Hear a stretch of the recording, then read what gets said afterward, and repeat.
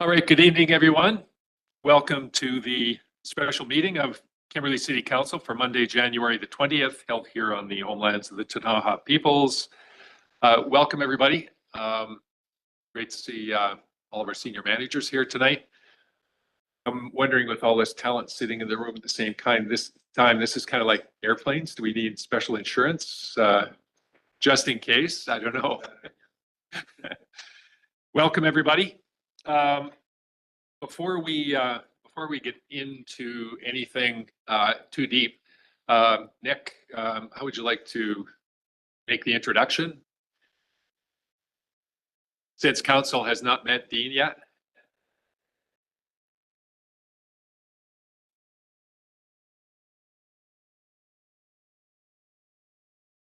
Thank you very much, Mayor McCormick.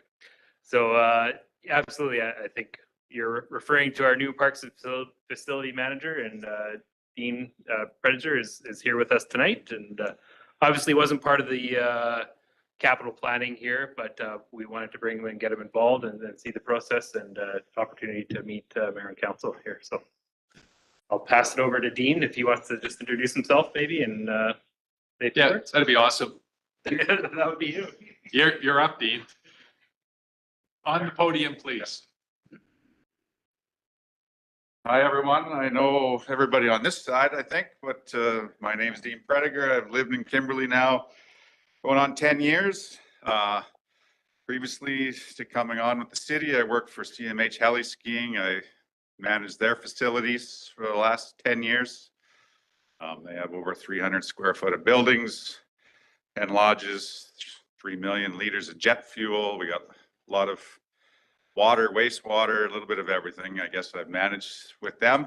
So this is kind of not really anything new. This part of it's new and the park side of it, but I think I feel pretty confident in the job and the role. And I think hopefully I can bring some good, new, vibrant stuff to the town. Awesome. We won't put you on the spot any longer, Dean. That's perfect. Thank you. Thank you, sir. Welcome to the team. Thanks very much. Thanks, Nick. Maurice, do we have any late items this evening? There is no late item, Mr. Mayor. Hearing none, could I have a mover to adopt the agenda, please? Councillor Cairns moves and Councillor Fox seconds. All those in favor? That motion is carried. All right, because we're in a special meeting tonight, we have no minutes to approve, so we'll get right to it. Shane, would you like to kind of tee up our delegation?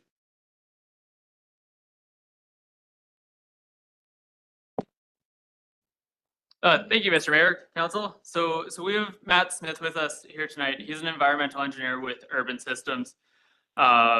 He's been supporting the city for a number of years now on jobs including the 2021 solids removal project for the PCC, which helped reduce the odor issues with the plant, as well as being one of the lead engineers for the wastewater treatment plant project. So staff have been coming to council over the past few years with significant annual project inflation. Matt recently presented at the Water Supply Association of BC on the rising costs of projects. So staff have asked Matt to provide an abbreviated version of this presentation to Mayor and Council as it provides context to what we're seeing in our local community. Awesome. Thanks, Shane. Take it away, Matt. Okay, thank you very much.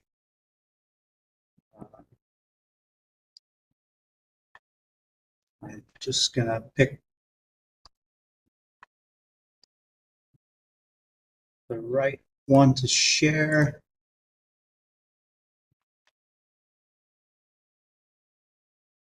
Can you, there, good. I think I can see it. Okay, very good. All right. Well, first of all, yeah, thank you, Mr. Mayor and Council, for inviting me this evening. As Shane said, this is a presentation I was asked to do for the Water Supply Association of BC, and yeah, about rising costs. And so I did some research for this presentation, which I kind of thought was interesting. So I shared the presentation with some people, including Nick and Shane, and that's why we're here. So I'll move on to the next slide. I hope. There we go. So what I'll talk about fairly briefly this evening is about price increases for water projects and water and waste projects in British Columbia. And the question was mostly about the last 5 years. So have prices increased? Why have they increased?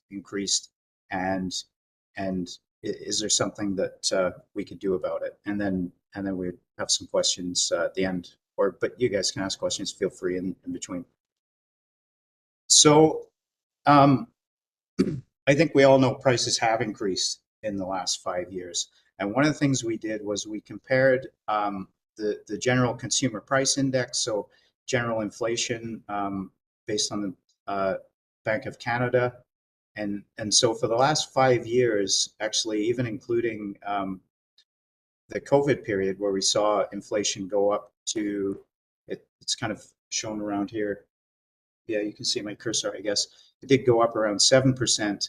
But over the last 5 years, from 2019 to 2014, it actually averaged 3% for a total price increase of 18%. When we compare that to some construction metrics, so we had 1 year engineering news record, January 2022 to 23. The cost of buildings increased 23%, almost 24% in that 12-month period.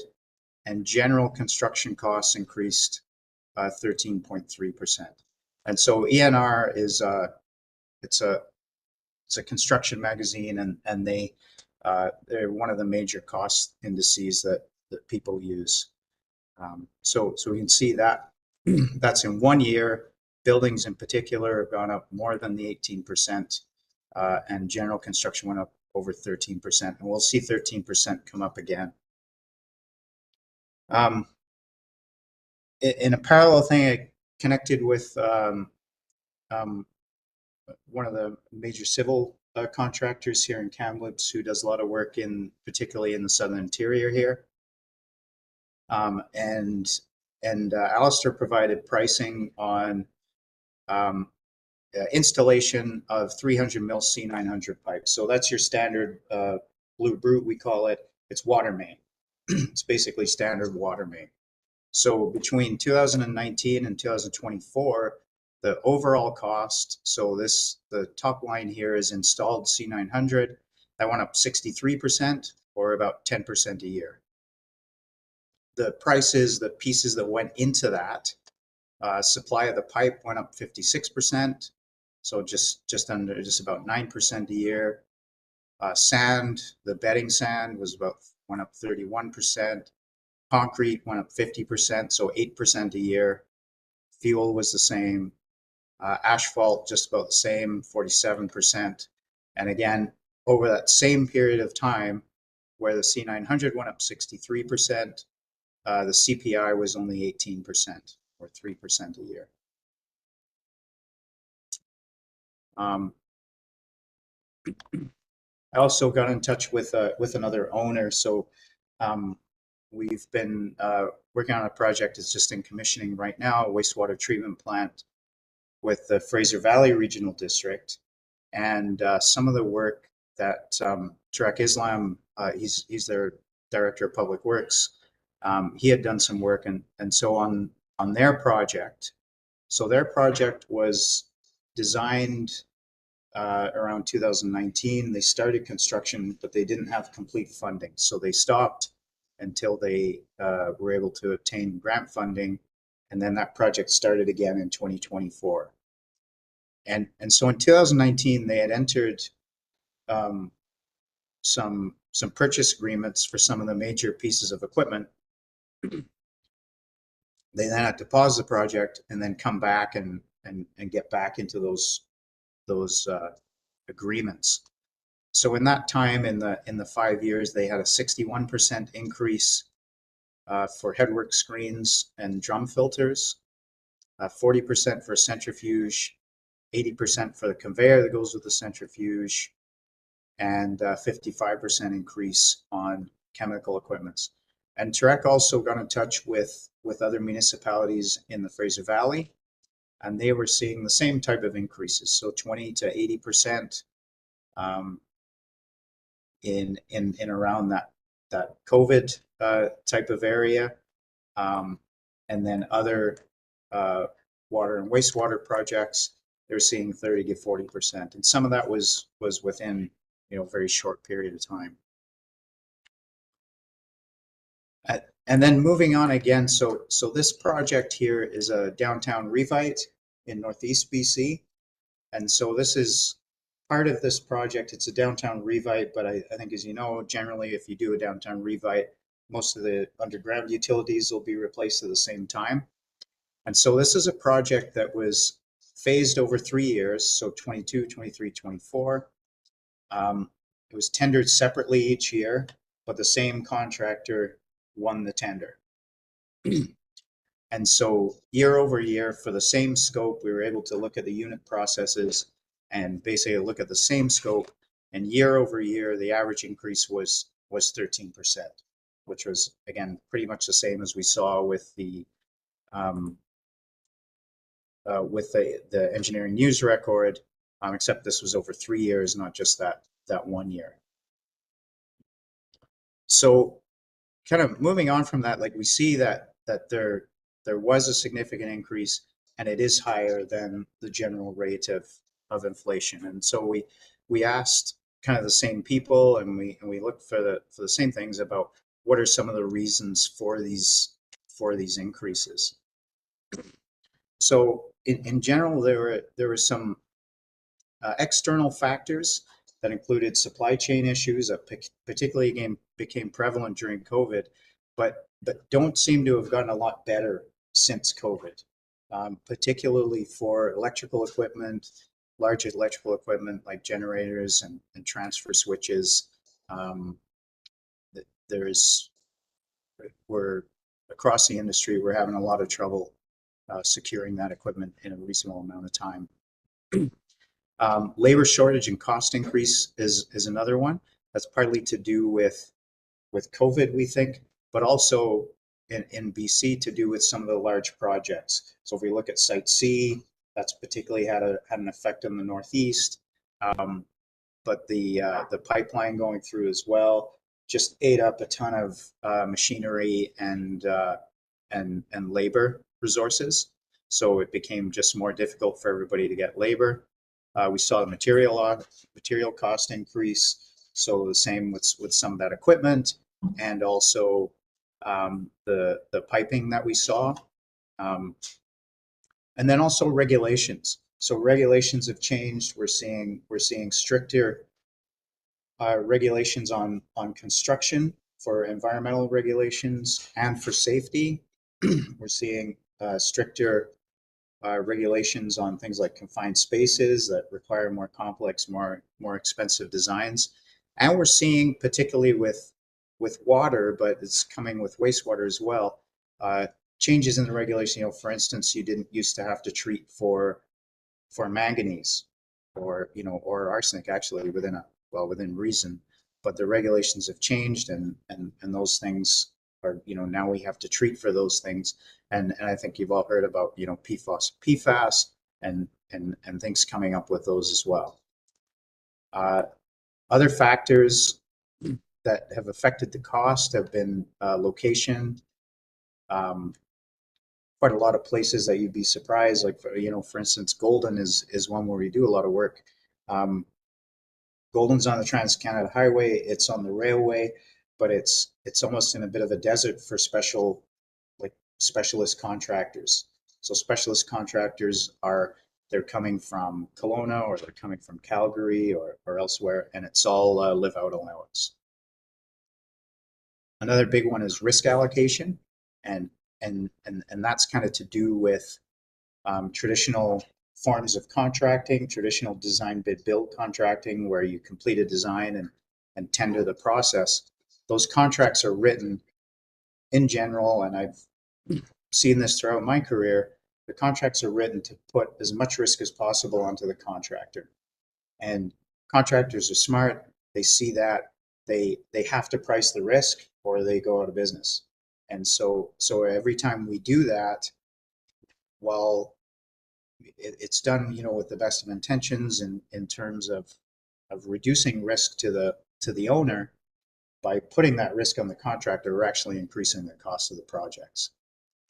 Again, another one, budget uncertainty and schedule. Particularly with some municipalities, we might, and this comes back to this traditional design or traditional bids here, where we design a project completely before we really know what it's going to cost. We don't know what it's going to cost until we tender it. And then we can come into, you know, if the price goes too high, then we're into budget uncertainty. That can affect schedule. The longer the schedule goes, the more it's going to cost. And then again, this last one here, particularly design things. So in the last, I'm not sure, probably 4 or 5 years, collaborative project delivery has become more prevalent. And I've personally had the opportunity to work on a few construction management and integrated project delivery, excuse me, projects where the contractor is involved earlier, and it lets us design things that are more constructible. Traditionally, because of the way engineers are taught to do cost estimates, which is generally based on quantities, engineers really focus on making things smaller, making them use less concrete, making spaces smaller, when a lot of times a simpler design that's faster to construct, that can be constructed with fewer concrete pours and done much quicker, is actually more cost effective, even though there's going to be more concrete into it. There's not really a line item for that in engineers' cost estimates. They're not as sophisticated as contractors at doing cost estimates. So there's a little more detail on the regulations piece. Confined spaces one, and this picture is an example. There's 2 gate valves bolted together. That's for isolation, because the regulation now requires 2 gate valves to isolate a tank for workers to go in there. You really only need 1 valve, but this is just an instance of that type of thing. Yeah, I talked a little bit about environmental concerns. Even existing regulations, we're seeing, particularly the Ministry of Environment, reinterpreting how they want some of the regulations to be applied and issuing new guidelines that are essentially more costly to implement. Again, we're seeing increased treatment requirements, and then particularly with water, this GARP it's about groundwater affecting, or sorry, it's about surface water affecting groundwater. And so the rules around GARP, it used to be GUDI, the rules around GARP have changed. And so a lot of times you're into more complex water treatment on a well than you might have been before. Manganese is another one, and PFAS is another one we talked about. Moving on to risk allocation. Again, traditional design bid build, it puts as much risk as possible onto the contractor. That means that the owner is paying for the risk, like 100%. You're paying for the risk there. It also means that, to some extent, one way of looking at that is the bidder that wins the project is the one that took the most risk, which is not necessarily confidence inspiring. More engineering and investigation can reduce the risk, but sometimes the extra engineering costs more than the risk would happen. So we have to be careful with that. And then, excuse me, moving on, in terms of cost mitigation, when I asked, particularly Alistair at Extreme Engineering, what do you think we can do about the cost escalation, and what are the best ways to reduce it? A lot of things are beyond our control. Things like supply chain issues, regulations, those things are really beyond our control. But what we can do is the early contractor engagement, and that does a couple of things. So the two primary ones are construction management at risk. That's a form of CCDC contract where a contractor is selected based on qualifications. They are paid for a design assist where they will review the design and provide suggestions. The project in the picture here is an equalization tank on Bowen Island. The contractor had an idea there that saved $150,000, and that was a low $1 million project. Construction management at risk usually converts to a lump sum contract, but there's way less changes. There's the risk has been thought about. The contractor understands it. Yeah, you end up with just even though it still converts to a lump sum contract, it's you end up with a better project generally, and that's good for smaller projects. Integrated project delivery is the way that the city has chosen to deliver your wastewater treatment plant. That's again, it's taking it even further. The contractor is very involved. We're all in a partnership together. But IPD is best for projects over about $10 to $15 million. It's quite costly up front, and to really see the benefits, you need a certain scale of project. And that's really that's the material that we prepared tonight. I don't want to take up too much of your time. I can talk about this stuff for a really long time if you like, but we'll that was the material I prepared. A bunch of the information came from some of these people. Alistair from Extreme, Tarek from FVRD, Keenan from Chandos, my colleagues Chad and Aisha and Chris Cochran from the town of Golden. Awesome, Matt. Thanks very much for that presentation. We got a couple of questions out of the gate. Councilor McBean. Thanks, Matt. Very helpful. I think, just anecdotally speaking, I think how you started off the meeting, I think everybody recognizes that things are generally expensive with respect to materials and services. I guess my question would be to you. We're kind of getting started with discussing capital projects and not only for this year but 5 years down the road. The explanations that you provided there for the factors contributing to price increases, I really appreciate it, and I appreciated how you showed how some of them are compounding, especially with the labor discussion there. My question is to assist us in planning and thinking about that 5-year plan. Do you see, or where within these factors do you see any relief potentially coming down the pipe? Maybe there's you're in industry, you're seeing labor relief through people, more people getting into the trades and things like that. You talked about supply chain issues, maybe using more local materials if available. Where do you see some relief that could help us plan outside of some of the suggestions you provided with risk management? Yeah, okay. I'll be honest, I think it's difficult to really answer that. I think, Site C is coming to an end. The pipeline is running. So I would hope that labor would become more available, and potentially the same with materials.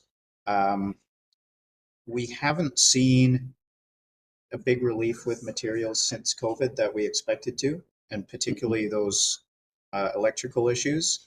One of the things that, I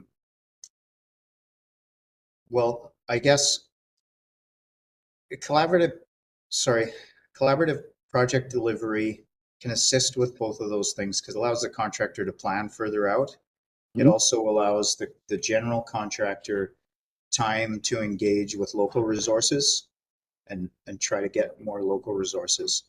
And with the supply chain stuff, when you're working together, you can order big pieces of equipment earlier, and to some extent, advance the design around that. And that stuff can really help with schedule changes. When working with the contractor, you get to help them compress the schedule. And one thing I've learned working on these projects is, I mean, it's a cliche that time is money, but schedule for the contractor, anytime you can reduce the schedule, saves on cost. I'm sorry, it's not really a definitive answer, but I'll be honest, it's a bit of a tough question. No, I appreciate that it wasn't an easy question to answer, Matt, and it was, but it was helpful. Thank you very much. So let's maybe come at that question a little more specifically and a little more generically as far as our capital plan is concerned. Shane, I'll direct the question to you, I guess, or you can divert it off. So we've talked about methods and ways to manage risk, not so much mitigate, but to manage. And as we get into the myriad of projects tonight, not only for 2025, but over the next 4 years, kind of what have we learned and what are we building into the plans that we're going to see and go over here tonight that are going to help kind of keep containment? Yeah, thank you, Mr. Mayor. So, I mean, a few of the things that we work on kind of project to project, year to year, to improve our projects, reduce our risk. We do a design bid build, typically like a very cookie cutter generic, like what's typically done for municipalities for tendering and getting contractors in place. What we do is make sure every year we sit down with our contractors afterwards. We find out what went well, what didn't, how we can improve our packages in the future for them.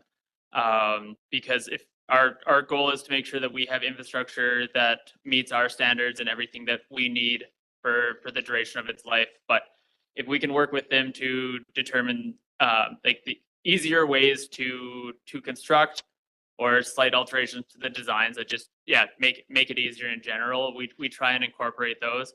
And also through the design process, we make sure that we have reviews from our utilities department, from our roads department, the departments that are going to be owning that infrastructure, to make sure, same thing, to make sure that we're meeting their standards, but also to get eyes on the projects by our utility operators, because they're going to have similar opinions to the contractors for how to install it. All right, thanks for that. I saw somewhere in here on a project or two, there was a 30% contingency that had been referenced. But I don't see in each of the project plans specific contingencies for these. What typically are we building in for contingency, all things being considered? So typically what we'll do is budget a 30% contingency. That's in line with a Class C construction estimate. It's a contingency that has the understanding that we've had a preliminary review of these projects. We've had a preliminary scoping of the project, but we haven't gone into the details. We haven't found a lot of any of the intricacies of the project. A lot of the details haven't been fleshed out. So the 30% is typical for about that level of investigation for a project. So yeah, I appreciate that. Certainly in the 5-year plan, the 5th year is going to be the least certain. So basically then between the risk management efforts that we've talked about, plus the 30% contingency, we can be relatively certain that we're going to be able to work within the numbers that are being presented here tonight. Yeah. So I'm asking for a guarantee. Yes. Thank you. Trying to understand the risk. Yep. No, absolutely. Yeah. So we're always more confident with the projects that are coming up in the following year, because we've been able to put more time into those designs. But and again, I've seen the inflation that we've had. We've been improving our estimating year over year. So I would be fairly confident, especially in the earlier years, barring any large inflation again, that we're going to be close with these budgets. Thank you. Further questions at this point, council? Okay, thanks, Matt.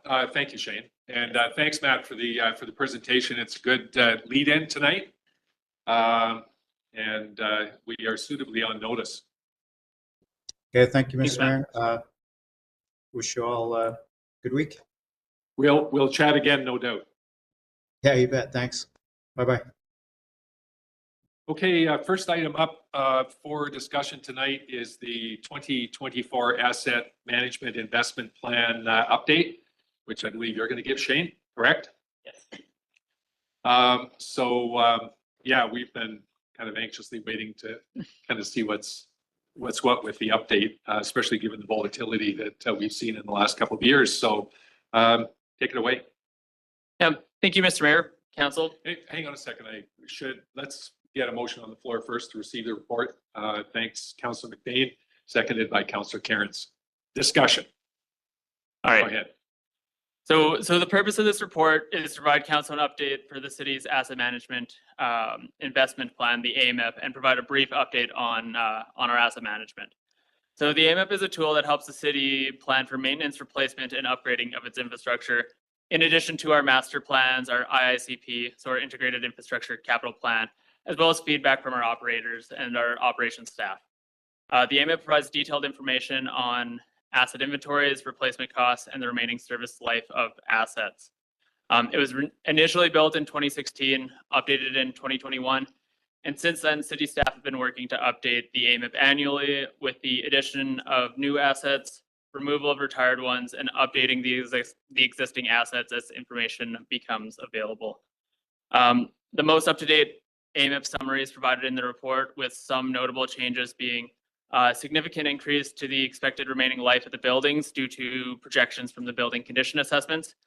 These also increase the replacement value of these buildings, and an increase to the remaining life of parks due to removal of assets that are no longer owned and operated by the city. A couple important notes about the AMIP is it's not a direct comparison year over year. The asset data is updated annually with better information. So looking at the numbers, year over year isn't a great comparison. The majority of the assets have not received updated costing since 2021. We haven't had capacity to take that on. So some of the numbers that we see in there, we'd be expecting significant increases once those numbers become updated. And the AMIP document lives within a large and complicated Excel sheet. So there are concerns with the long-term reliability of the document for maintaining an asset registry. As shown in the summary, the average annual life cycle investment required is estimated at $15.2 million. And this is the annual investment required over a 20-year period to replace all infrastructure that passes the end of its useful service life during that time, as well as all the existing infrastructure that is currently past its service life. We currently run an annual investment deficit with the cost of inflation outpacing the rate that the city can reasonably increase taxes and revenues, the annual deficit is increasing.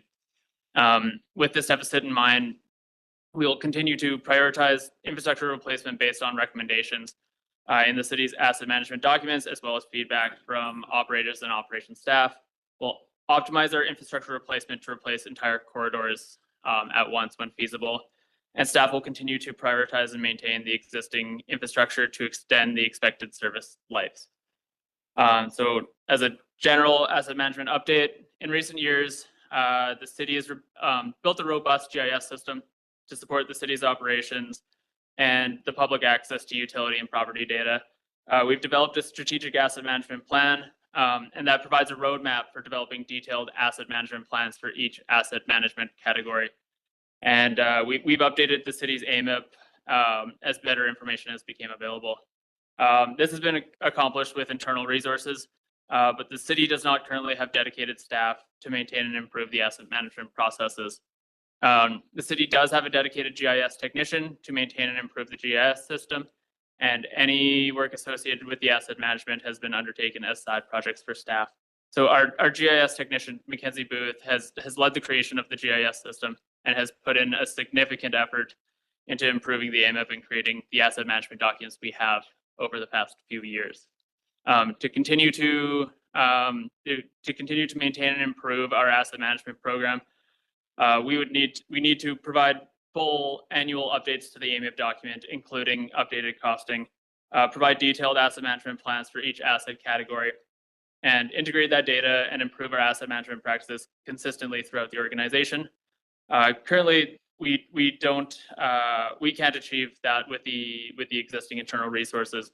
So as such, additional resources will need to be added internally and or externally to maintain and improve the asset management program. And these needs will be addressed over time through the budgeting process. Yeah, thank you very much for your time. All right, we're not going to let you off that easy. Don't go away. Of course. Councilor McDavid. Thanks, Shane. So it sounds like, just with respect to the actual development of the report, I have another question, but it sounds like we need to look for some efficiencies and way to build in some automation here that might, and I don't know what that might be, but that might help you. I mean, I realize this takes a significant amount of human resources to be able to do this. So just a thought. I mean, I think that's where we have to look and try to just make these updates easier.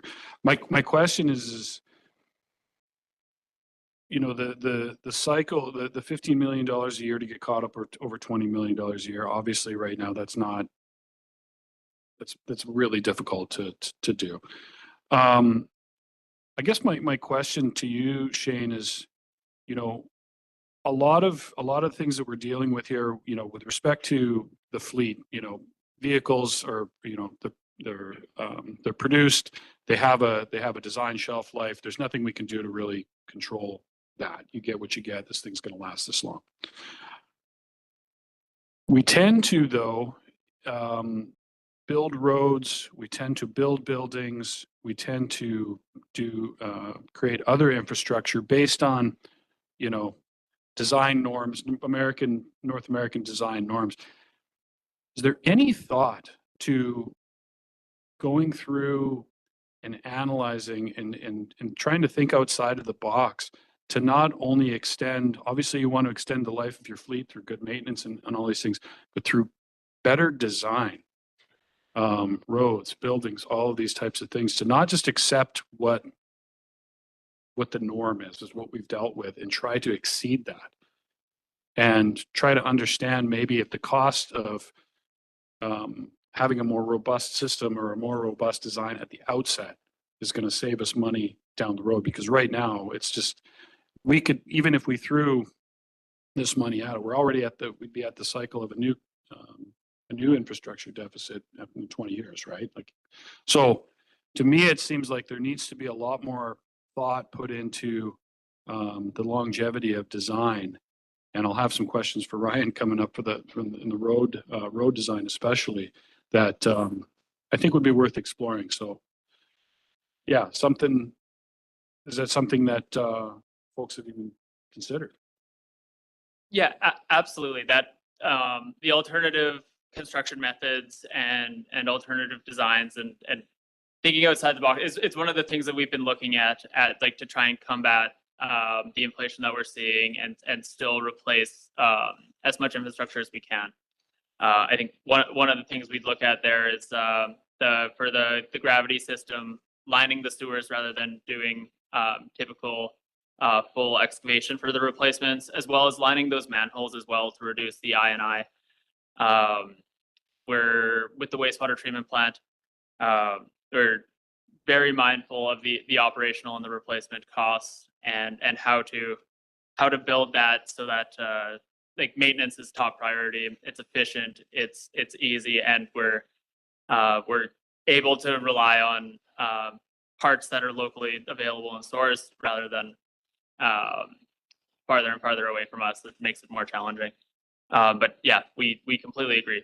We're looking at ways that we can improve our construction, we can improve our operations. Councilor Roberts. Thank you, Mr. Mayor. I have a short question and a longer, more philosophical one.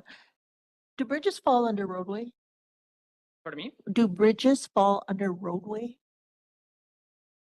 Where do bridges fit in as an asset? They are, I believe, I would have to double check on this sheet, but they would be, they'd be considered a roadway, or like a travel way. Typically, we'd keep them in a separate subclass to roads just because of their unique design. Okay, so my other question is, we were mandated not that long ago to make sure that we had an asset management plan. And I'm not sure whether the word investment was included in that at the time, but where do we get to the place where we actually say, aha, we've managed to do that? Does that come into effect after everything is perfect, after we have all the persons doing all of the jobs so that we have a document that is accurate and correct today? Is that even possible? I mean, I don't think a perfect system is possible. I mean, I think some of the goals in our strategic asset management plan, some of those goals are building out, having the capacity to build out those asset management plans and those maintenance plans, and then making sure that we regularly review them, update them, see if there's areas for improvement. So I mean, I can't speak for the entire operations staff, but I think at the point where we can be looking regularly at those. So there's And going to looking- be some guesstimating going on there through that process then? Yeah.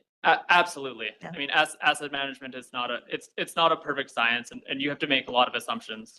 Well, I just didn't want to, I'm at that place where should I be panicking that we haven't hired somebody to do that? Or is that something that can easily come along as need grows? Or should we be doing that? You know, I mean, obviously that's that's a conversation to have with Jim, but that's on my mind. Councillor Karen. Thanks, Shane. I'm thinking about just, the comment that Councillor McBain made around kind of outside the box and, and I believe we are doing this, but when I'm thinking about costs of roads and there's numbers coming up from different communities where active transportation and public transit is, being really advancing quickly on those areas, and that investment in trails and making that shift can really reduce the cost to maintain roads over time. So there's been numbers coming up, just increasing people who are walking and cycling, and that is showing as a good investment to reduce long-term maintenance of roads and reducing speed limits. And so those kinds of out of the box kind of thinking and of course, the retrofitting city facilities where we're actually, return on investment, we're saving money on the energy bills through energy efficiencies and at the same time decarbonizing, and then facilities can double as resilience centers for extreme cold, heat, and smoke and disaster response, that type of thing. So just wanting to throw those comments out there. And then just that question around, it doesn't, clearly we don't have the staff capacity to dedicate to this, and we need to make some decisions to direct capacity to this. If that's where we're going to go in terms of our asset management planning. And so I'm assuming that the costs of adapting to and mitigating extreme weather events is not actually being considered in the work that's in front of us here, and that maybe that will be coming out of the work through the hazard risk and vulnerability assessment that we're partnering already on. And I'm just wondering if you can comment on that. I'm wondering when that piece where we're actually considering the risks associated with climate change and those costs, and how those will touch down in, say, an asset. Yeah, that's a great question, Councilor Terrence. So I would say like the AMIP document itself, the goal of that is to determine the service life of our current assets and the value to replace those. I would say like for like would be the easiest way to compare that.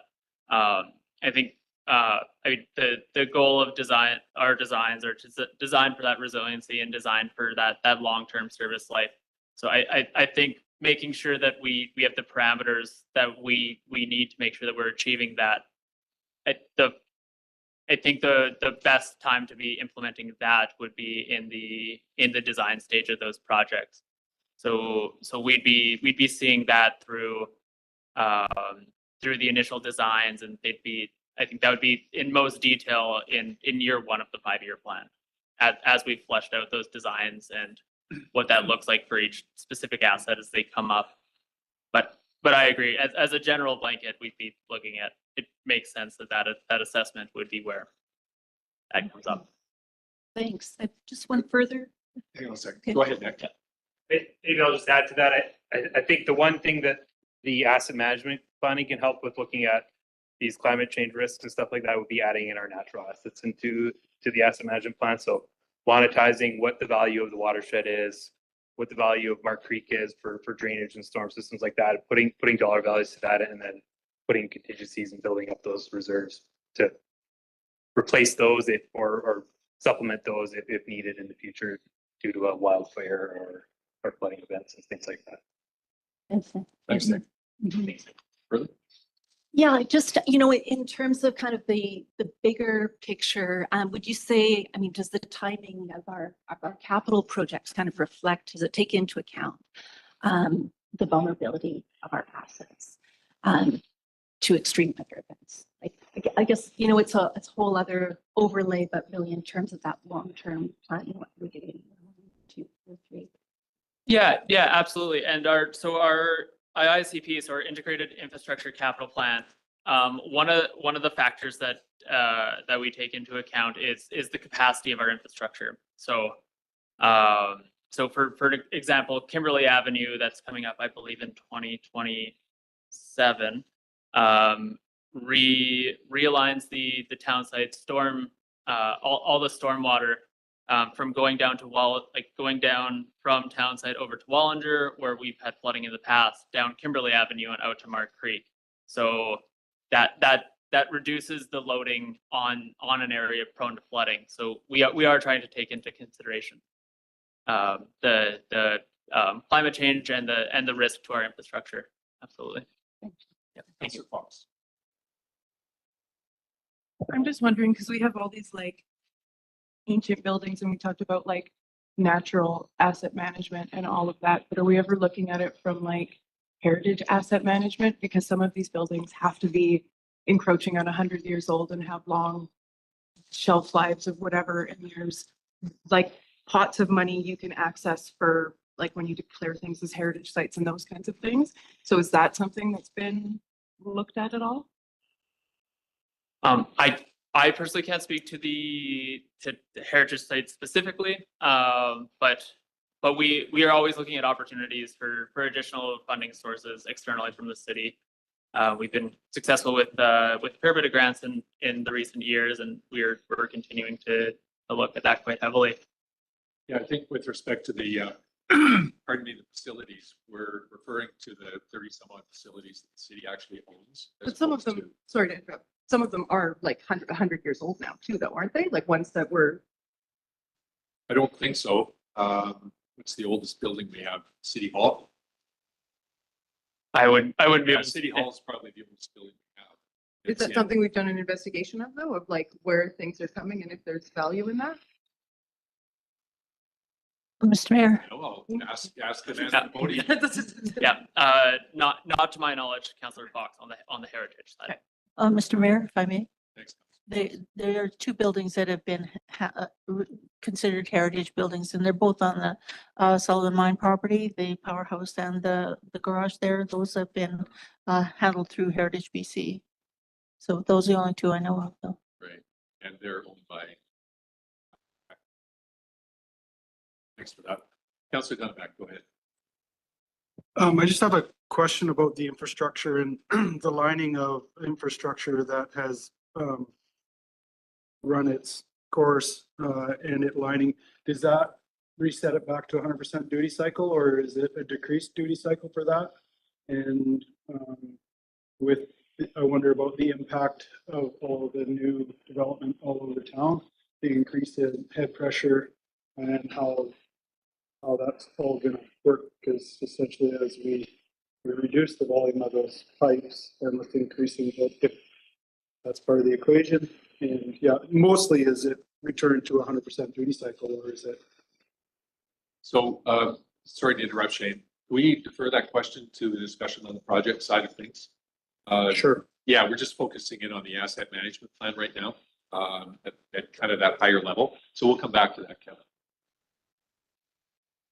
Further, council? I've got a couple of, couple of comments and a couple of questions.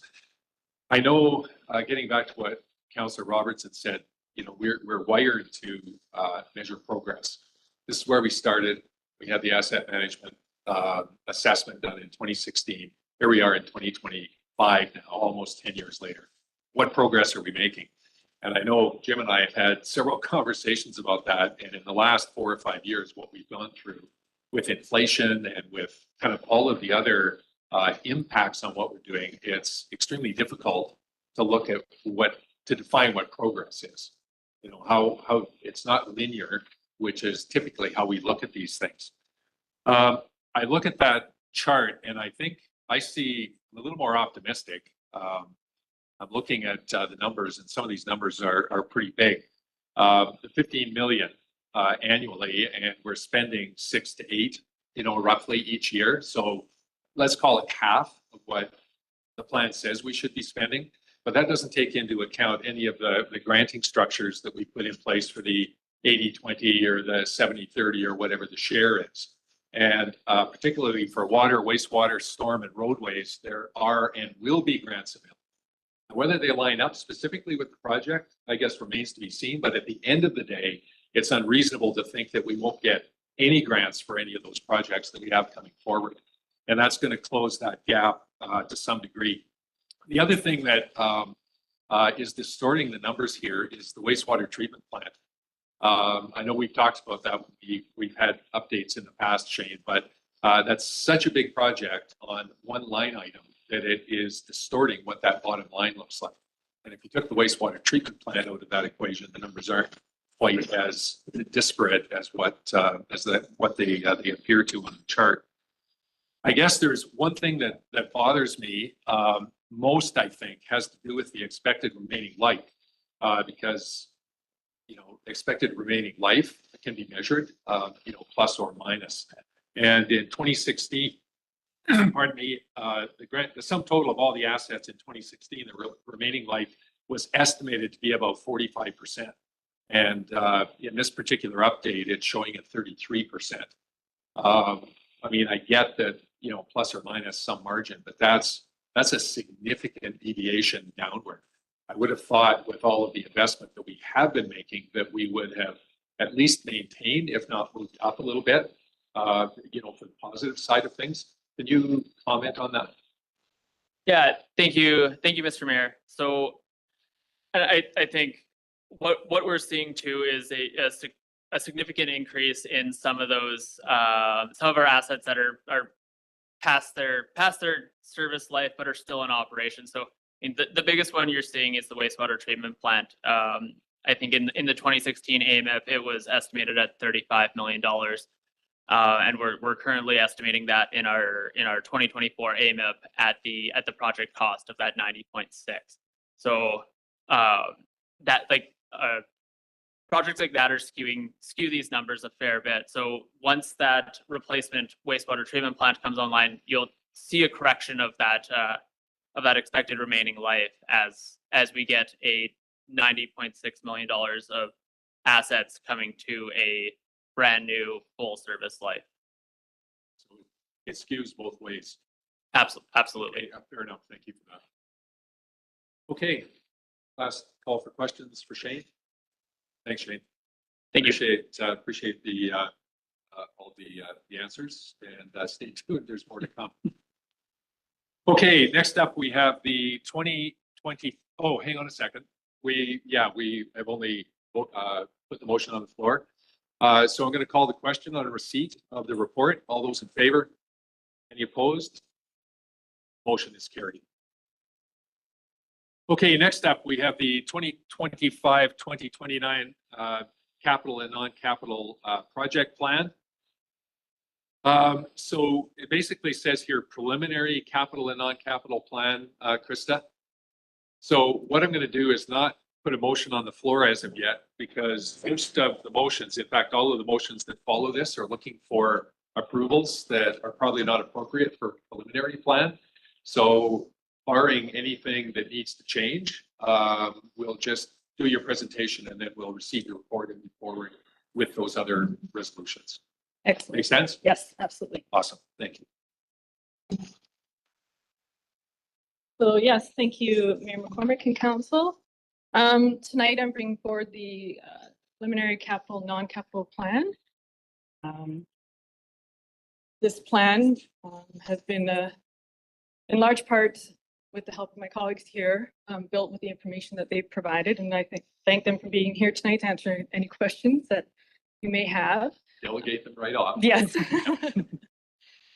So it's quite a, this plan and the projects and the budgets, associated budgets with them will, if approved by council, will be included in the 2025 to 2029 financial plan bylaw. That must be adopted in accordance with the community charter on or before May 15th. And the starting point for this plan is always the last 4 years of the current plan that we're in, so the 2024 to 2028 financial plan. And then those numbers are updated to incorporate any changes to priorities, timing, and of course, costs.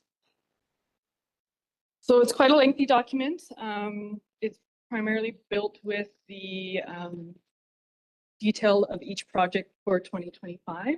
So I won't need to go into those in detail, but certainly if you have any questions regarding those specific projects, you can address those. But I will focus on the first few summary pages of this document. So I don't know, Maurice, if you can pull that up for us, please.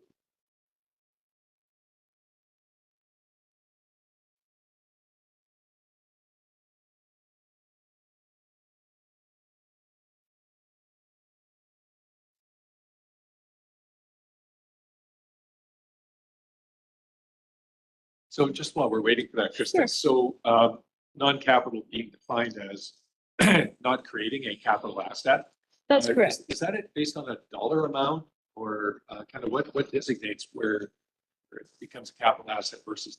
We have a tangible capital asset policy, which dictates the value to which each to an asset category in which is sort of like a threshold. So beyond that threshold would be considered a tangible capital asset. For equipment, it's about $5,000. Land improvements, it's 25, and then it goes up as we get into the larger infrastructure asset. Okay, thank you. You're welcome.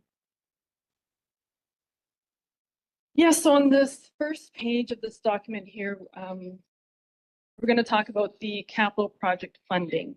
So the primary source of funding for capital infrastructure investment is municipal reserve funds. So, and we have reserves that are segregated into 3 funds, the general water and sewer fund. And in this first table, we're going to draw a connection here to Shane's report here. We've got that $15.2 million annual investment, average investment for infrastructure that is in accordance with the asset management plan. And we're going to see that our estimated annual reserve fund contributions for 2025 is $6 million, leaving an $8.8 million variance. So obviously that's a significant gap. And not only do we have that gap that we need to build on to get closer to our annual investment for infrastructure, but what's also eating into that gap is the impact of inflation, which has been a big part of our discussion tonight. And I'll go into that further in the next section as well. Sure. Presentation. Yeah.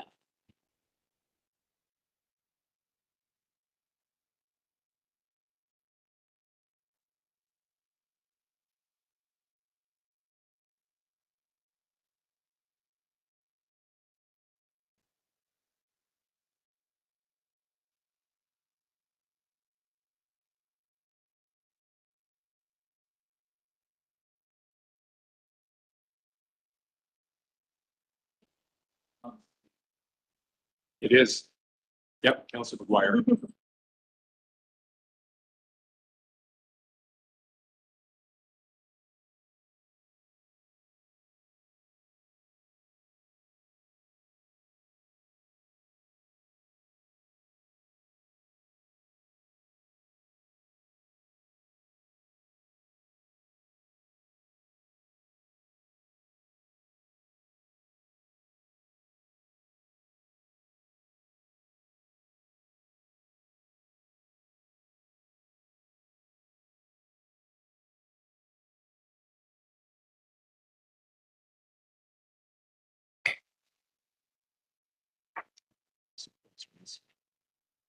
Thank you, Maurice.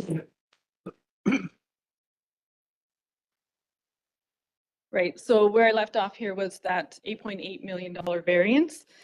And to even get us closer to filling that gap, I specify in this document that a $1 million increase to general fund reserve contributions would require a tax increase of approximately 8%. And if somehow we wanted to fund the full variance, that would require a tax increase of 67%, which is just not viable. So this table shown there only considers infrastructure investment. So we're not looking at grants or long-term borrowing, as the mayor referred to earlier. Like those will also help to fund projects. So we rely on those as well to fund those projects. And if we go on to the next page, another source of funding we have available is long-term borrowing. The amount that a local government can borrow is set by the Municipal Liabilities Regulation, which stipulates that the annual debt servicing cost cannot exceed 25% of specific revenues. And those revenues are ones that are primarily in the control of the municipality, which include property taxes, fees, and unconditional grants. And based on 2023's numbers, because we haven't finalized 2024 yet, that our limit would be $85 million over 30 years. And as you're all aware, we are anticipating taking debt for the wastewater treatment plant, and that's proposed to be approximately 23.2 million, which would leave us 61.8 million. And just a note, to service approximately $10 million of debt over 30 years would require a tax increase of approximately 5%. It's also noted here that debt can also be serviced through a parcel tax, which is proposed for the wastewater treatment plant. And another funding source that is definitely a significant factor, especially with the wastewater treatment plant, are grants. We rely heavily on the receipt of infrastructure grants from senior levels of government to fund our large infrastructure projects. And with the wastewater treatment plant, of course, we had the joint provincial and federal government grant totaling $66.5 million. And of course, without that funding, it would be impossible to carry out this project. There are some challenges with relying on grant revenue. It's primarily out of the control of us. The programs are sporadic in their timing, and as well as the type of infrastructure investment that they cover, and are typically oversubscribed, adding to the uncertainty of whether we can rely on those into the future or not.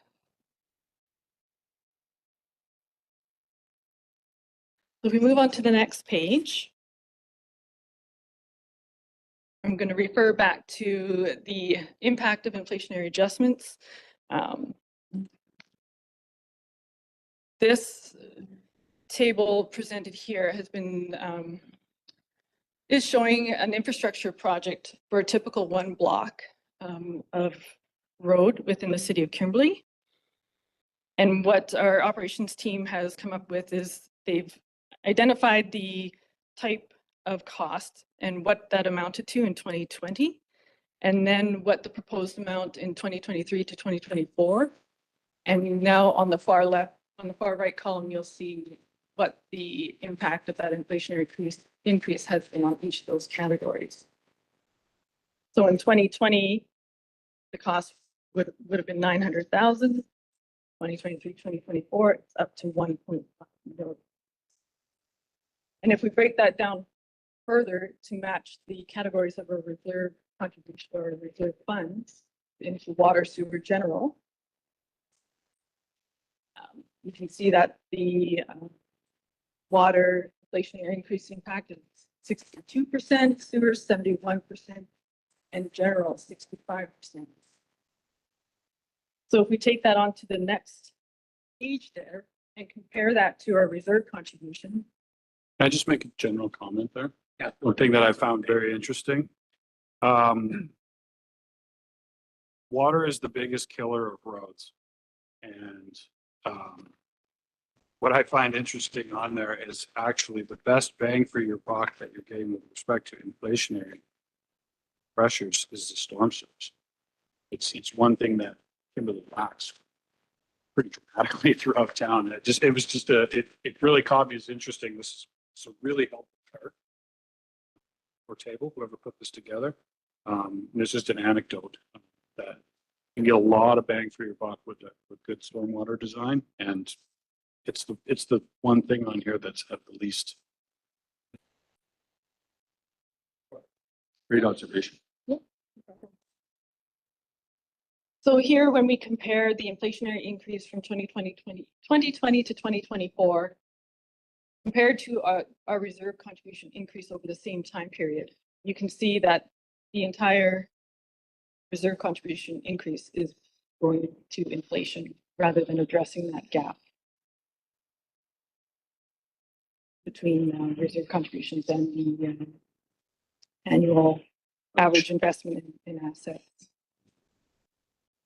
So this table that we presented on the previous page is just infrastructure. So it's important to note that our reserve contributions just don't go towards infrastructure. We also have to fund other capital investments, including facility renewal and equipment replacement. So to look at our fleet, to sort of get an idea of what we're experiencing for inflationary increases there. If you want to scroll down, Maurice, we'll look at the table. And here are some costs that we're seeing and for our equipment and vehicles that we use to do our daily operations. And the years aren't exactly comparable. That's why I've separated it out. But you can see that we're still in the 60, 40, and for skid steer there, 84% inflationary increase.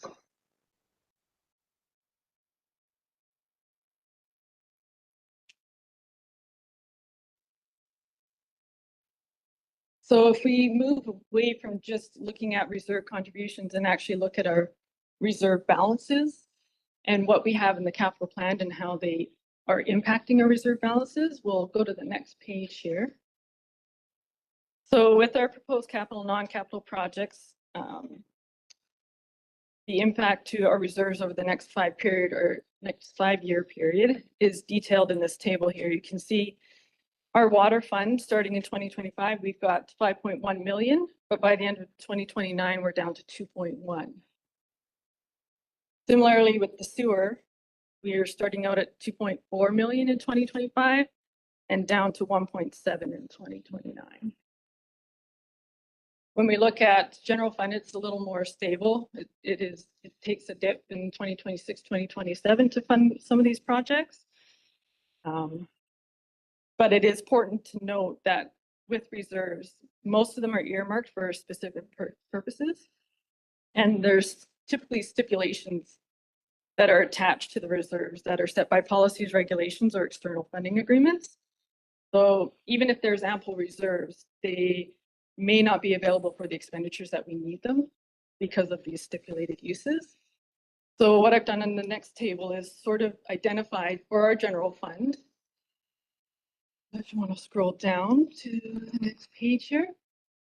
So this table identifies how our reserves in the general fund are categorized based on restriction level.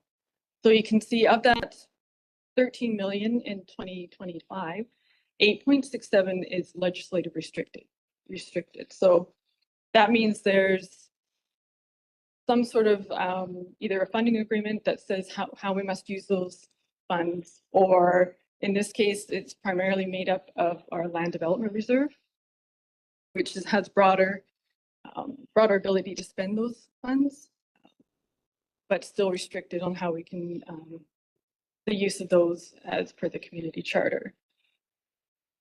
So with those legislative restricted reserves, we've got 8.6 in 2025, 6.3 down to in 2029. So what we're seeing here is in 2025, we've got the land development reserve, and growing communities makes up the most of that. And then in 2029, the growing communities disappears, but we do have a little bit of bump from the community works or gas tax funding. When we look at internally restricted, these are reserves as we've gone through the years and created reserves.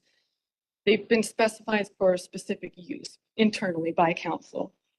So we're looking at the facility rental, repair, or infrastructure renewal, or fleet.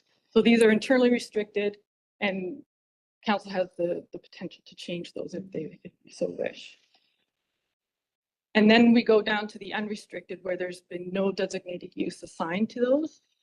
And we're down to the 2.2 in 2025, and then up to 3.8 in 2029. So those are the funds that really don't have a designated use, and they're available for capital infrastructure with flexibility, essentially. So Krista. Yes. Just a comment, I guess, with respect to the reserves. We're seeing, kind of given the projects, where they're going to move from where they are this year to 2028. But I don't know whether 2.1 million in the water reserve in 2029 is good or bad. Is there a suggested level for each of these various funds? Either a minimum and a maximum, or a range that we need to work within? We don't have that at this point, but that is a priority of the finance department this year, is to develop a reserve fund policy.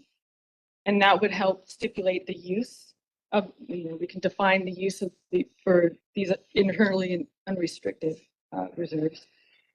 We can identify the purpose of each reserve, the funding source, the usage guidelines, how those funds are to be used, and set target levels, as you say. So Right.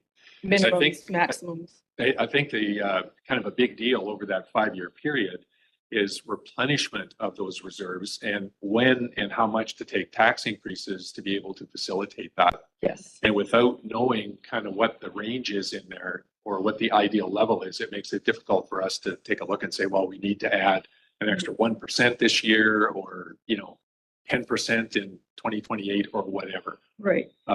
It would be useful to have that context. I'm glad to hear that's work underway. Yes, absolutely. Yeah, thank you. It's important.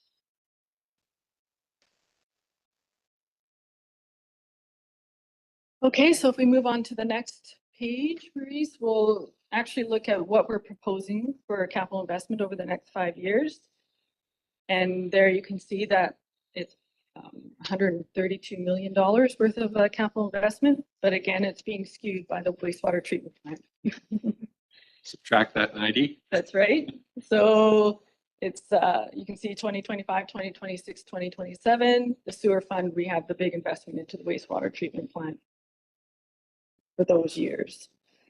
And as you say, the $90.6 million project cost is included. And I've also described that the grant that has been awarded for that project will provide 73.33% of funding, leaving 26.67 or 24.1 million left for the city to fund, which will be a combination of a borrowing and municipal contribution. So we go on to the next page. I have summarized some of our more larger value projects over the next 5 years. And of course, wastewater treatment plant is at the top of the list for 2025, 26, 27, and 2028. We also have some other large infrastructure projects. We've got St. Mary's Ave reconstruction in 2025, Kimberly Ave reconstruction 2026 and Lois Creek PRV station as well. We also have some parks and facilities projects. That So, was- so this is probably a good place to address Kevin's question from earlier. Okay. Not sure who wants to answer that, Shane or Nick or whomever. Do you want to ask again, Kevin? Yeah, I was just wondering, try to think back to what I was trying to say there with,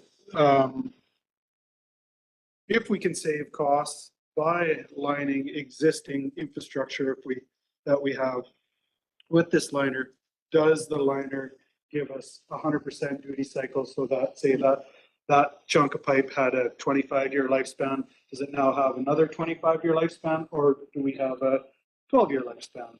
And if so, like I think about tying in new stuff to that, if there's more special procedures because you're breaking this membrane, because I'm assuming that it doesn't adhere to itself, that it itself adheres to itself to make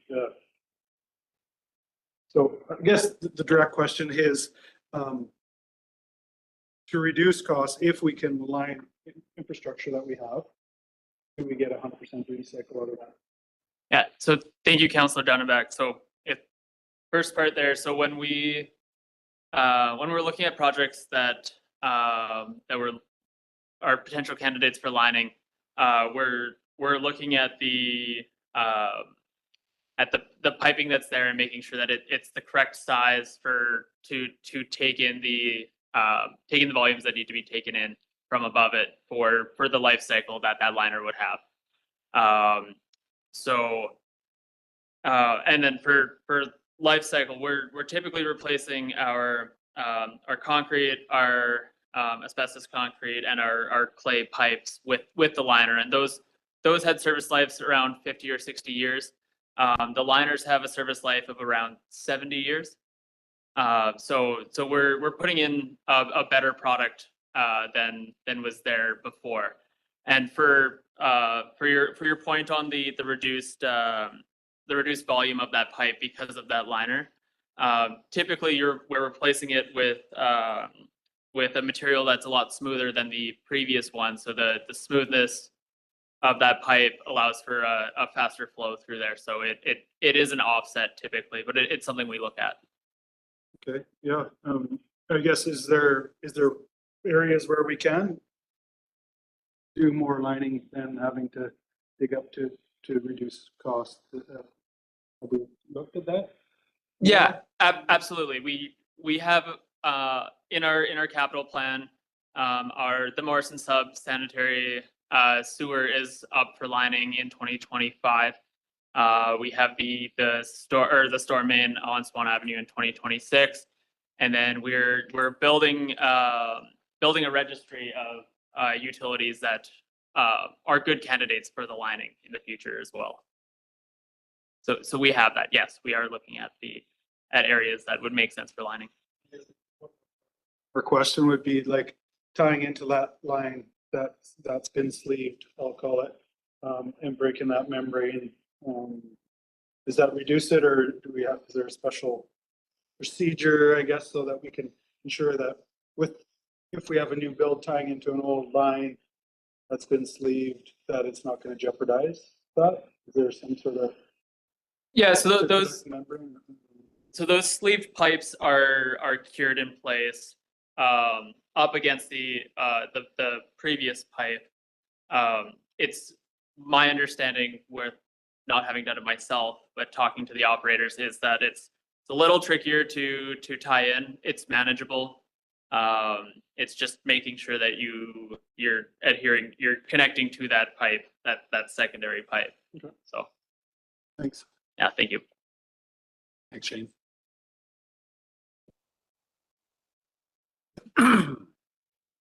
Shane? So yeah, back to, we covered the infrastructure project that were significant for this 5-year planning period. I also was going to bring your attention to the parks and facilities project we have there.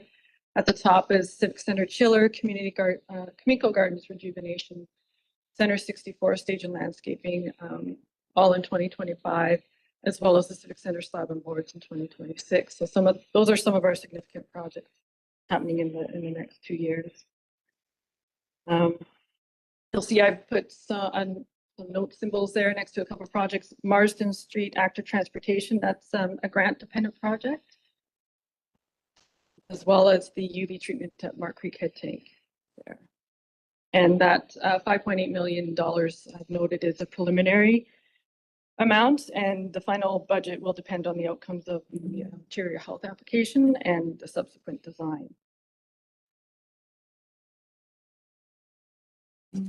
So question, I guess, how much movement has there been with respect to the projects in the years that they're being done in? In other words, the prioritization.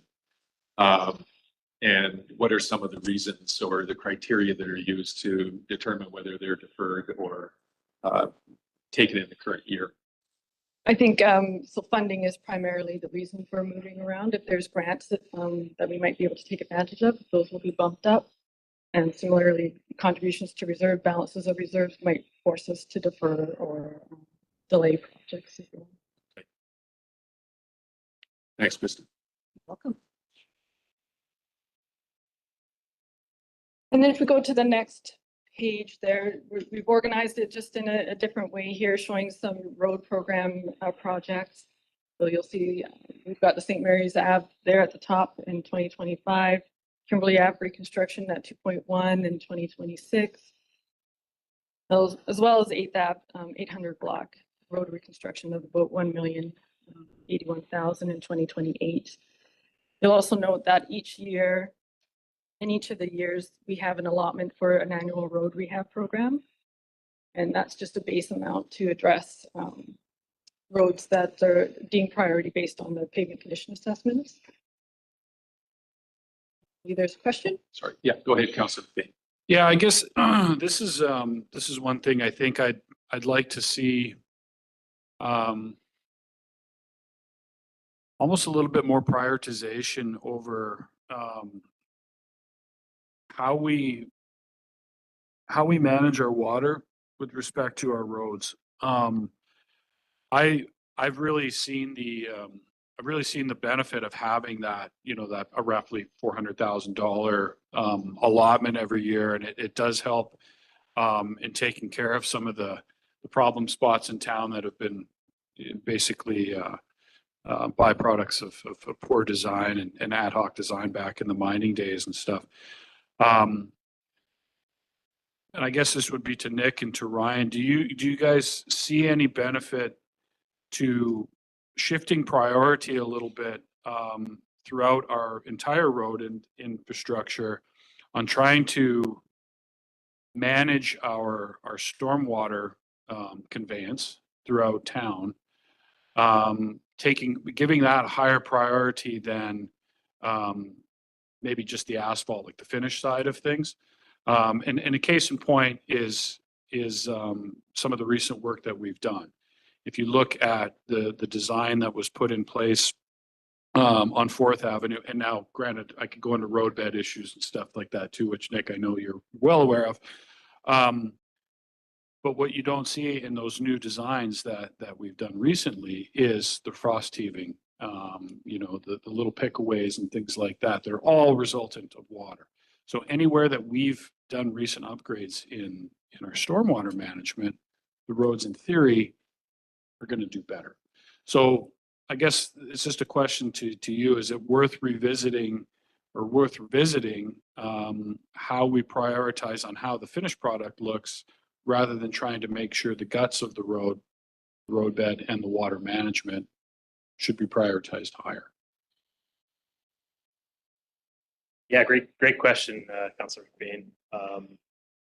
So if I'm understanding correctly, you're wondering, should we be putting more emphasis on, instead of just repaving everything, focus on managing the water to get the most long-term effect of the roads? I would say the short answer to that probably is yes. It's definitely going to increase the longevity of the roads and keep the keep it functioning at its best. And you referenced some of the recent projects that we've completed, like Fourth Ave and stuff like that, which now incorporate curbs and gutters and things like this to manage the water. And absolutely, in the long term, going to replace that road at the end of the day is going to be easier with the curb and gutter in place and less expensive. So I think the short answer is yes. There's definitely some value there to explore that further and kind of keep that top of mind as we develop these. With respect to the annual road rehab program, I guess the funding model that's in there right now is strictly a rip up and repave essentially. And that is some things that we were struggling with in trying to figure these out. Like this one, for example, that's coming up this year was Levers Ave. And I think this is a prime example of like, okay, if we had the money to go in and put actual new storm infrastructure into there, we could get a better end product at the end of the day. Unfortunately, due to funding constraints, this is going to be it's been like for like replacement and limited upgrades to the storm infrastructure. So I mean, a great example for next year of yes, maybe some prioritization on storm management. Yeah, no, and really appreciate the answer, and I understand this, I'm sorry. Understand the constraints you guys are under. I guess another consideration, and you hit it on there too, is, you know, maybe when you guys are deciding on where to hit with that the roads program, the patch program, I guess you could call it. You know, I think another thing to consider would be if there's a significant patch of the road where, at least in the short term, going down and digging a little bit deeper, especially if there's no infrastructure in there and you don't have to do a stormwater upgrade or other utilities or whatever. If we can get the road bed upgraded in even some of those discrete spots, I think it would be beneficial as well, because anywhere that we've done proper design on our road beds, you can see the difference, and you can technically feel the difference. So I'm just kind of thinking a little bit more European mindset of like, let's do it right the first time rather than just continuing to put bandages on things. And I know there's constraints with respect to thinking like that, but anyways, just something to consider. No, great. Thanks for those comments. And absolutely, that's what we're striving for whenever we have these programs in place. Budgets and money are limited, but you'll see in all of our major capital programs now that we're bringing in those new design iterations and everything and trying to really get the best end product in place. Sure.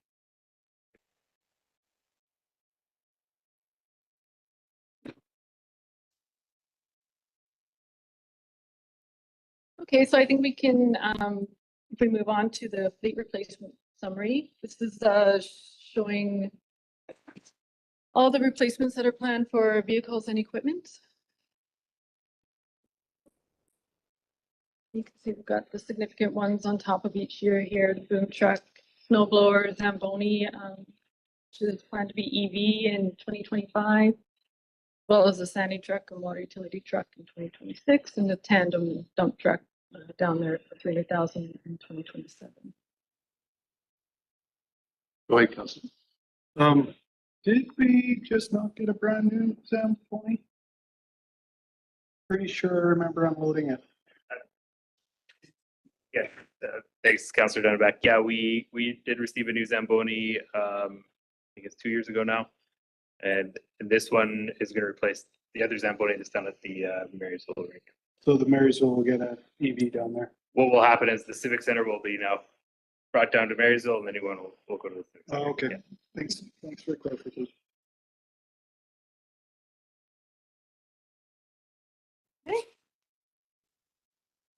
We move on to the next page here.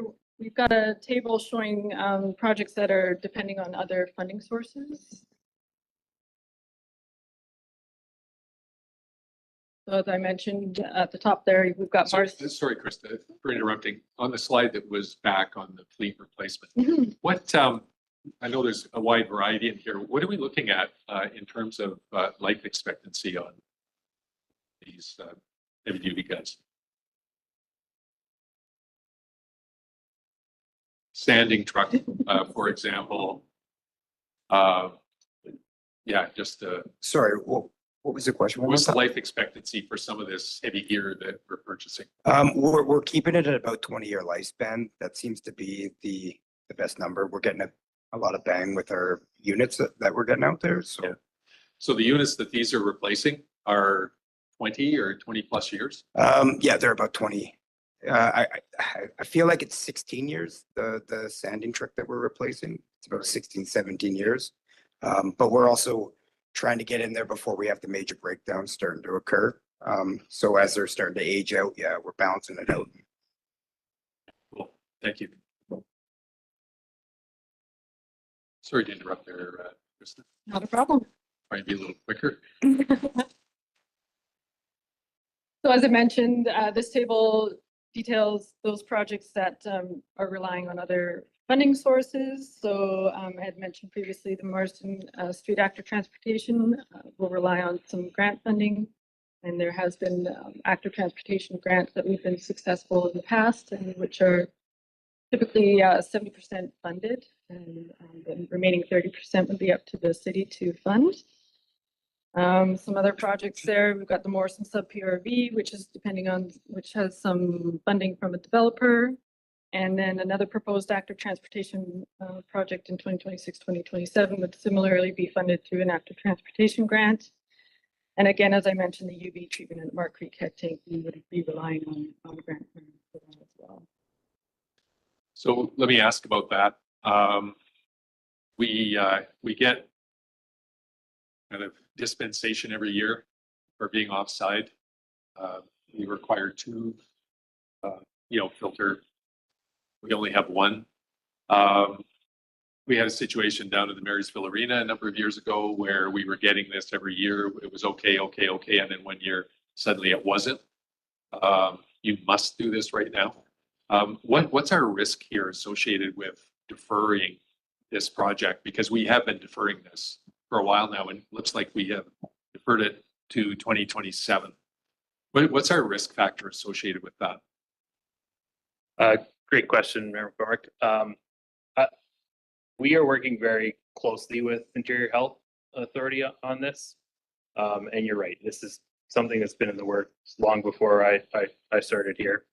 And we're kind of going through the formal steps right now. We've put in our filtration exemption application just before Christmas, and we're working with IH on the outcome of that. We probably should see that in a month or two. It's got some different bodies to go through on their side.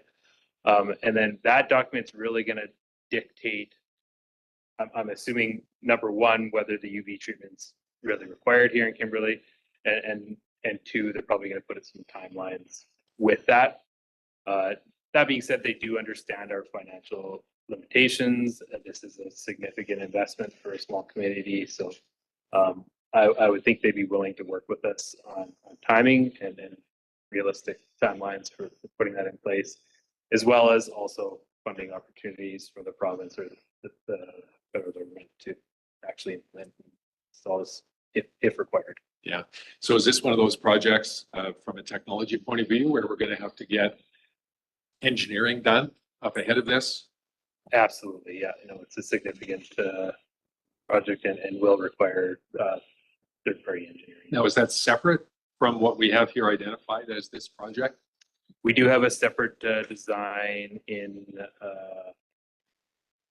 2025. So this coming year, we actually slated for the design so we can lock down the pricing and what that looks like in the future. Be flexible to go either way, depending on what comes back from IH. We won't kick anything off until we hear back from the filtration. Awesome. Thanks, Nick.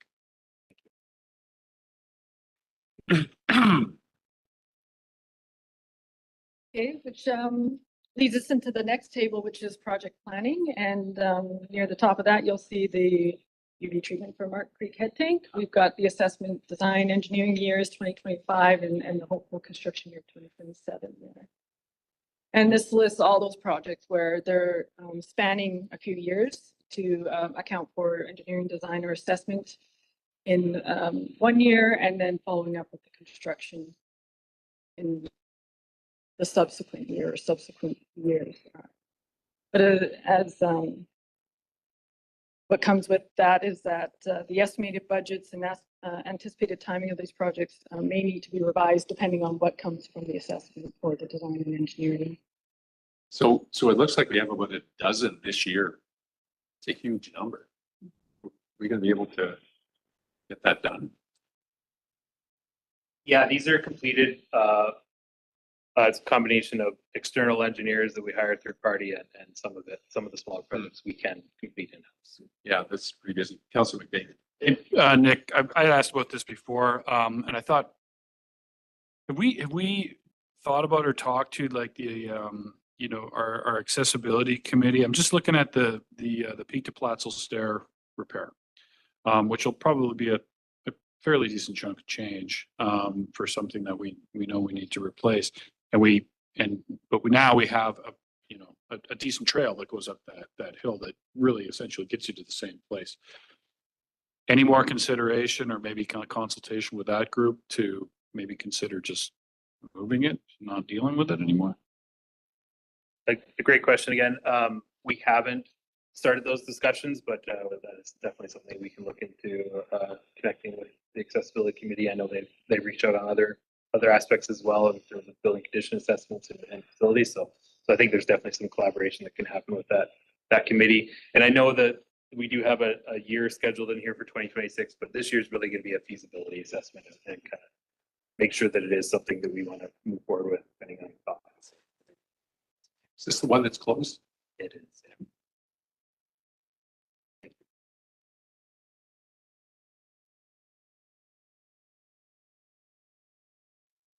Okay. If we move on to the next section here, we've got some details on our building condition assessments. So we've procured building condition assessments on the city's primary facilities, which analyze the safety, integrity, reliability, and functionality of existing building equipment and infrastructure components. And it says there they assess the remaining life cycles of the facilities and their components using industry standard methodology.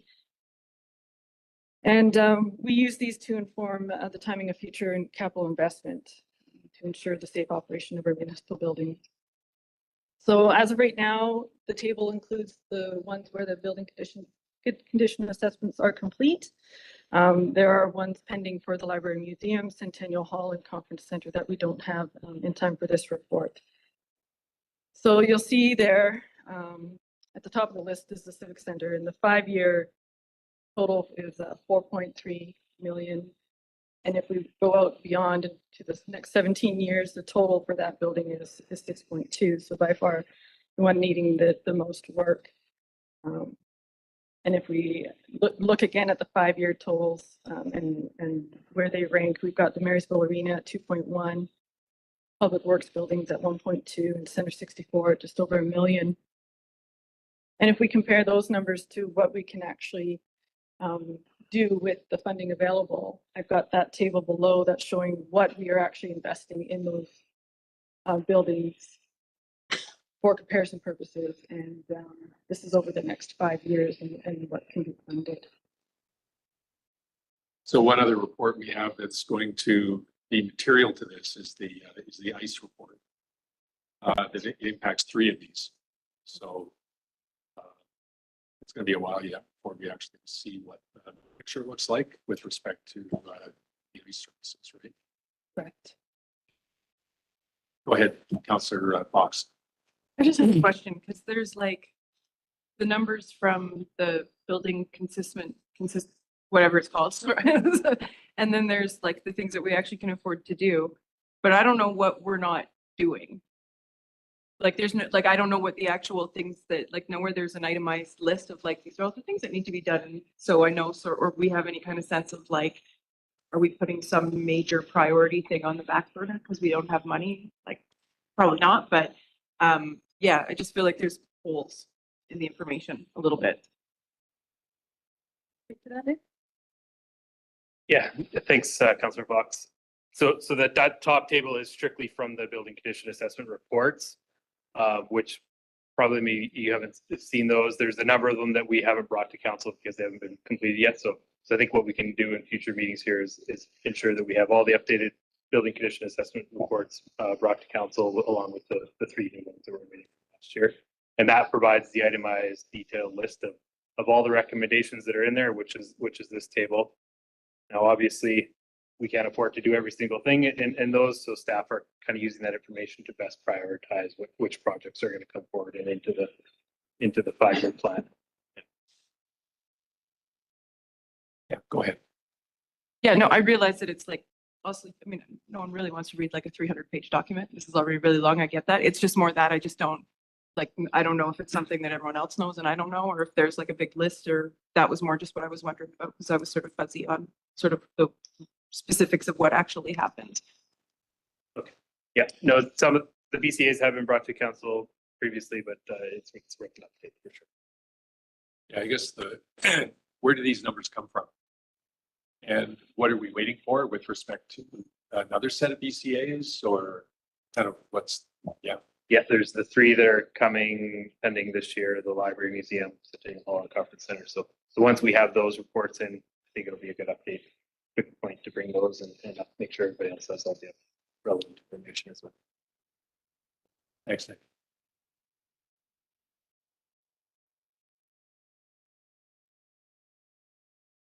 Okay, so if there are no further questions on that piece, the rest of this document, of course, goes into great detail as to our 2025 projects. We've got the schedule on the next page, and then all of the detail for each project proposed in 2025. So I'll maybe open it up to if there's any questions regarding those projects. We can have the department managers respond if you'd like. So I'll go back. I asked the question earlier about contingency. Do all of these projects have a 30% built in?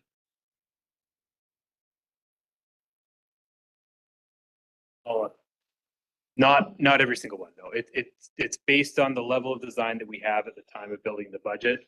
At the preliminary stage, we start with a 30%, and then that's whittled down as we get better information and better design. Okay, awesome. The reason I'm asking, of course, is you take 30%, like that number is, that's a really big number. Council, any specific project related questions? The way this is laid out really helps us go through and see exactly what it is we're dealing with on a project by project basis. This has been refined over the years, and it's an excellent report. Go ahead. Yeah, I would just tack on to that, Mr. Mayor, and just say, I mean, it's extremely digestible. I sat on a Saturday and Sunday and went through this entire thing, and I didn't feel like I read a novel at the end of it. Like, really, really helpful, and I think the level of detail is just right. I don't think you need to go anything beyond this, and if there's questions that arise from it, they should arise kind of organically. So yeah, thank you. So, Council, any specific questions before we go into the resolutions? Councillor Fox, go ahead. I have a question about the Kaminko Gardens project. Just one sec, I'll find it on here. Sorry, it's a long document. It's not easy to get to where you need to go. It's the million. I have to scroll there. One sec. Did I pass it? No, I think I'm getting there. Okay, give me a sec. Here we go. Okay, so my question is, because it says we're doing restoration, repair, reconstruction, and then we're relocating something. Have we had a heritage conservation person take a look at this almost 100-year garden and facility that we have to make sure we're not doing something that might upset the long-standing wonderment of it? For lack of a better way of framing that. Thanks, Councillor Fox. Very good question. To my knowledge, we have not had a heritage consultation completed on Kaminko Gardens. Can we? We are in the very final stages of entering this project. It could be done, but I think kind of let's see what's left on the budget and schedule is very tight on this. We've already asked for an extension on the schedule to be complete by 2025, but anything possible with time and money. So I think a couple of comments Councillor Fox has had is with respect to heritage buildings. Can we at least get an assessment on whether or not we have any of these things? And if so, what constitutes that? That should be relatively easy. We don't need to be in a consultant to do that or anything. We just need to look at it with a slightly different lens. Yeah, we can definitely look up That- what that'd be- classifies a heritage building and see if any of the facilities meet the mark. Can I just make one further comment? Go ahead. It's just sort of related to what Councilor McBain said earlier in terms of doing something right as opposed to doing something sort of after the fact. And if you're going to put $1 million into it and refurbish it and make it a beautiful space, do it as right as you can is kind of my take on it, right? That's sort of where I'm coming from too. Thank you. Yeah, couldn't agree.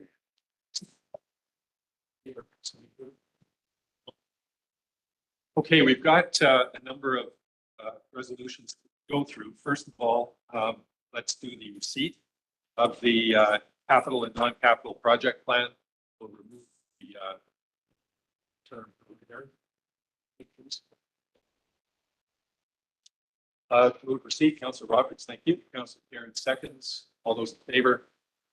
That motion is carried. Okay, we have 2, 4, 5 more to run through. First up is the council approve the projects and their associated budgets as detailed in the capital and non-capital project plan as presented. Councillor McBain moves. Councillor Karen seconds. Further discussion? All those in favor? That motion is carried. The council directs staff to transfer $500,000 from the Water Fleet Reserve to the Water Operating Fund Reserve to accommodate the funding of the water capital infrastructure projects that are in the planning permit. Mover, please. Councillor McBain, thank you. Councillor Fox seconds. Further discussion? All those in favor? Motion is carried. That staff be directed to prepare for council consideration first 3 readings of an amendment to year 2 of the 24 to 28 5-year financial plan bylaw to include the 2025 capital projects and their associated budgets. Mover, please. Councillor McGuire moves and Councillor McBain seconds. All those in favor? That motion is carried.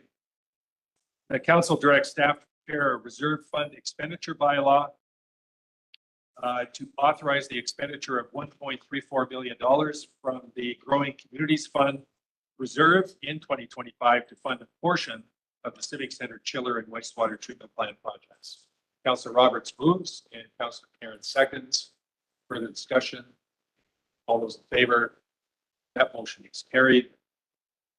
Finally, the council directs staff to prepare a reserve fund expenditure bylaw to authorize the expenditure of $76,450 from the Land Development Reserve in 2025 to fund the Wallinger Avenue East Utility and Road Encroachment Project. Mover, please. Councillor McBain, thank you. Councillor McGuire seconds. All those in favor? That motion is carried. Do you Excellent. need anything else from us, Krista? That is all. I appreciate your time. Thank you very Great. much. Thank you very much for the presentation. I know both from your point of view and the rest of staff that helped out with this on both the asset management and this financial side.